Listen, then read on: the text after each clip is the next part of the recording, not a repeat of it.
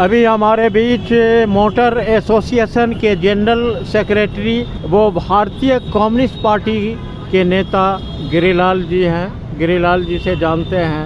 राहुल गांधी ने अभी बम छोड़ दिया है। चुनाव आयुक्त और भाजपा पर आरोप लगाया है कि वोट चोरी करके भाजपा ने सरकार बनाई। क्या कहेंगे इस पर, आपकी क्या राय?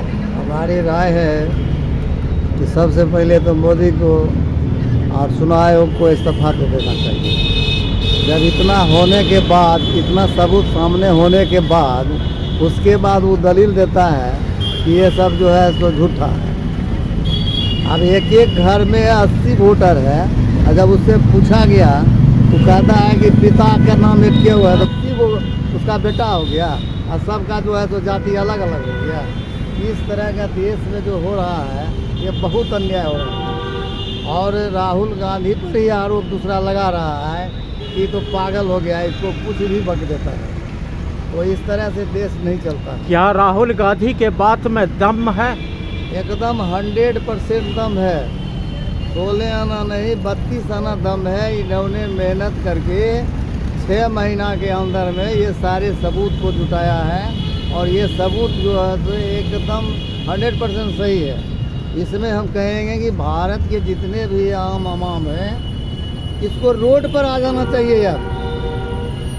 50 साल कांग्रेस राज किया, अच्छा किया, खराब किया, उसके बारे में हम नहीं बोलेंगे, लेकिन ये 11 साल में जो किया और कर रहा है ये देश को जो है कहाँ गर्त में ले जाएगा इसका कोई ठिकाना नहीं है। ये दूसरा चंगेज खां है और उसके बाद में ये अंग्रेज से भी बढ़ा हुआ है, हिटलर से भी बढ़ा हुआ है। ये डिक्टेटरशिप इसका जो है वो काम करता है इस तरह। तो ये जो है तो हम सारे जितना भी जनता है उससे हम निवेदन करते हैं कि सब जो है तो इसका विरोध करें और सड़क पर आवे और मोदी को जल्दी से जल्दी इसको जो है तो भगा करके मध्यावधि चुनाव करावे। हम राष्ट्रपति का भी मतलब कहना चाहते हैं कि वो भी अपना जो पावर उनके पास है वो अपने पावर का जो है तो यूज करें।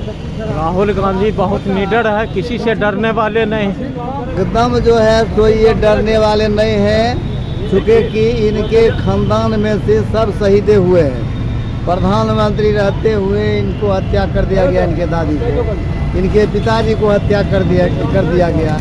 इसलिए डरने वाले नहीं। तो सीधे कह दिया तुम हमको मारना चाहते हो तो मार दो, गाली बकना चाहता है तो गाली बको, लेकिन हम तुमसे डरने वाले नहीं। तो ये बेटा शेर है और इसको जो है तो सभी पार्टी के हम यही कहते हैं कि जितने भी पार्टी है बीजेपी आरएसएस छोड़ करके सब मिल करके इसको साथ देना चाहिए जिससे कि देश का सही रास्ते पर ले जाए। क्या राहुल गांधी के बयान को लेकर भाजपा घबरा गई? भाजपा को तो उसका जो है सो इसके बयान से तो भाजपा जो है सो पानी पानी हो रहा है।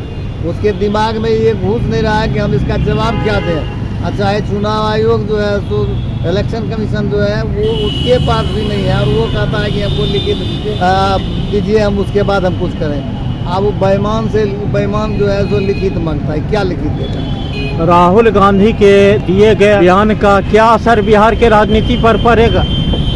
बहुत बड़ा असर पड़ेगा। अगर सही मायने में जनता अगर समझ ले तो बहुत बड़ा फर्क पड़ेगा।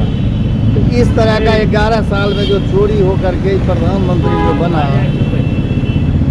तो बहुत फर्क पड़ने वाला है। लेकिन जनता जो है और जनता को गुमराह करके पैसा पर खरीद करके ये जो है लोगों को कह ही रहा है। हम भी कहते हैं कि इसका काम जो है तो विधायक खरीदना, संसद खरीदना, उसके बाद चोरी करना, बस इसका यही काम बचा हुआ है, दूसरा कोई काम नहीं है बीजेपी आरएसएस वाले। तो इसका असर बिहार के चुनाव पर पड़ेगा? खूब जबरदस्त पड़ेगा, खूब जबरदस्त पड़ेगा।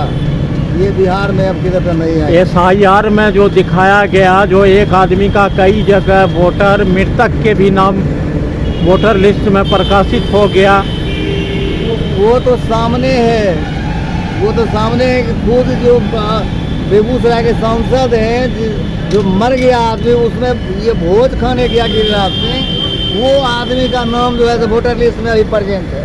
अब ऐसे ऐसे व्यक्ति जो है तो नाम रख रहा है तो हम और आप क्या हैं? रामदिरी जिसका घर है वहाँ भी वोटर है, और यहाँ बेगूसराय में वार्ड में है, यहाँ भी वोटर है, खूब हम जानते हैं। हम तो खुद पोलिंग कर चुके हैं ये वार्ड नंबर 13 का, इसलिए हमसे ज़्यादा कोई नहीं जानेगा कि किसका किसका डबल वोटर है। तो उसको समाप्त करें, लेकिन जो जेन्युइन आदमी है उसको आप जो काट करके तो उसके बाद एक्स्ट्रा वोट उसमें जोड़ते हैं दूसरे तीसरे के नाम से, ये बहुत गलत है। इसमें इलेक्शन कमीशन को हम जो है तो गैर कानूनी काम करता है, उसको जो है तो हटाना चाहिए।